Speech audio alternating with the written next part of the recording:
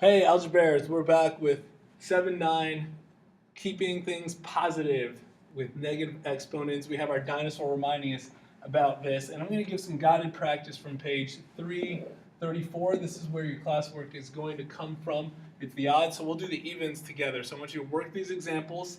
You can pause, try them on your own, then come back and check the solutions. So we're going to start with numbers 30 and 32, and what's interesting, if you compare A and B, we see that they are pretty much the same expression. They're only different by the parentheses. So we'll see what we end up and see how those little parentheses can make a huge difference. So 4 times 5 is 20.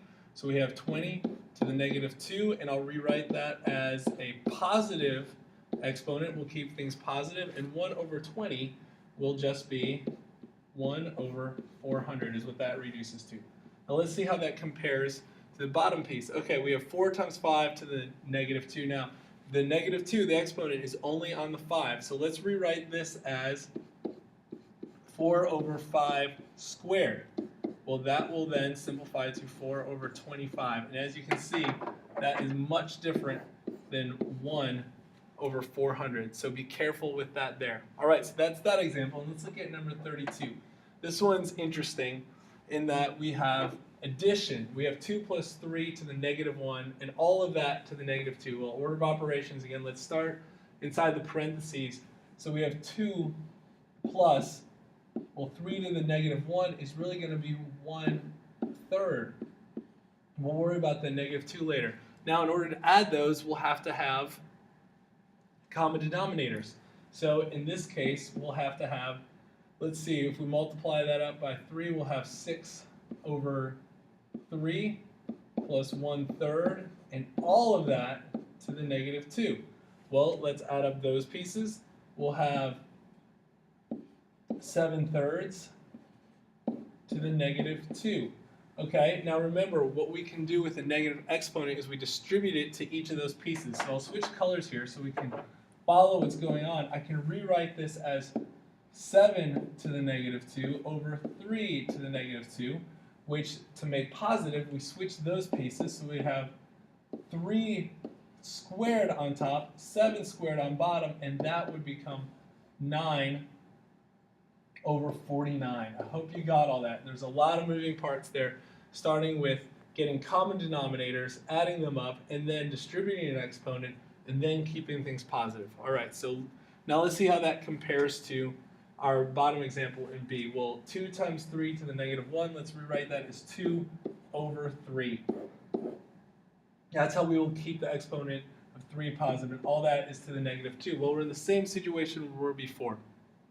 And actually, if we look back at the other one, if you look at this step right here, see how I got from 7 over 3 to the negative 2 to 3 squared over 7 squared. We can actually flip this whole piece.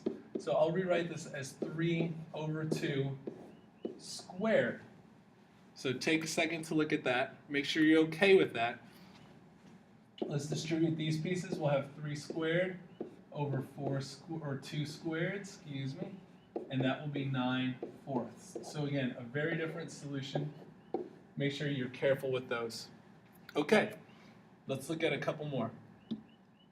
Those are some of the more challenging ones. So let's see how we do here with these. So the first one we're looking at is 36, and that is 2n, and I'll write this a little better. It's not 2 to the n, it's 2n to the negative 3. Well, it's the n that's to the negative 3, so we can just rewrite this one as 2 over n to the third. Again, we want to keep things positive, so 2 over n to the third. Let's look at 38. We have 5m, all of that to the negative 2, and it's the whole thing.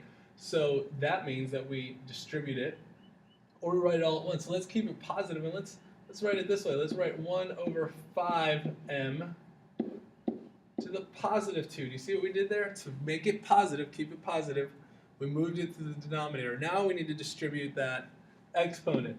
Well, we'll have 5 squared times m squared. Whoops, and you know what? I forgot to write that in the denominator. So 1 over 5 squared, m squared, and that would just be 1 over 25 m squared. Great. Okay, next one. Now this one, a to the negative 2, b to the negative 3. Right away we can put this into a fraction. keep things positive, a squared b to the third. Pretty simple on that one, and that one is simplified. All right, a couple more. Number 42. Let's distribute that exponent. So this will become x to the negative sixth, and if we rewrite that, and this is one of our original examples, 1 over x to the sixth when we keep it positive. All right, now this one right here, again, we are multiplying exponents together. Now, if you remember, when you are multiplying exponents, you're really, or numbers with exponents, you're really adding them. So this is just going to be a to the third. But if you want to see how we get there by using the rules we've been learning, we would have a to the fifth, let's keep it positive, over a squared, right? And then that would reduce to a to the third. So a couple ways you could tackle that one. All right, and finally 46, 4n to the negative 1 squared. Let's distribute that the exponent. So we'll have 4 squared n to the negative 2, and that will just become 16 over n squared. So make sure you can follow that one right there. We have three more for you right here, and this is where they really start getting a little more complicated. We're going to have to go piece by piece when we do these. All right, so we want to keep things positive if we can. So let's start with this first chunk. Now all of this is all multiplied together in number 48 here. So I'll put that dot there just to show you it's all multiplied together. If you have your book, follow along, you can see the original. So I'm going to rewrite that first piece as 3 over x squared. 3 over x squared. Now, the next piece, since all of that is to the negative 1, I'm going to rewrite all of that as 1 over 3x squared.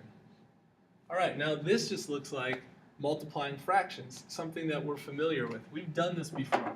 From here, there's a couple ways we could go, but what I think I'll do is I'll simplify the 3's to 1, and notice x squared times x squared. So I'll just rewrite this 1 over x squared times x squared, and that is going to be 1 over x to the fourth. So it looks complicated at first, but when you break it down and step back, it's pretty simple.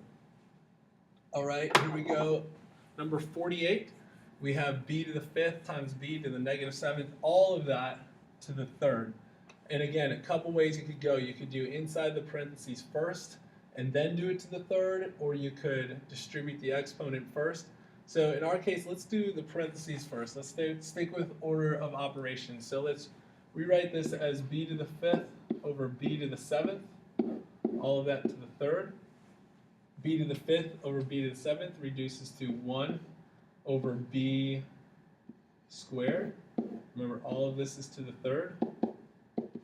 And then finally, that would become 1 to the third over b, and b squared to the third is b to the sixth. So that's just going to be 1 over b to the sixth. So again, a lot of moving parts to keep track of, but go back, look through it, make sure you can follow those steps. And the last one, number 52, u to the negative fourth over u to the 10th. This is kind of back to basics right here. We want to get this u to the negative fourth term to be positive, so we move it. So we'll have 1 over u to the 10th times u to the positive 4. We keep it positive when we move it from the numerator to the denominator, or from the denominator to the numerator. And when we simplify that, our last expression will be 1 over u to the 14th.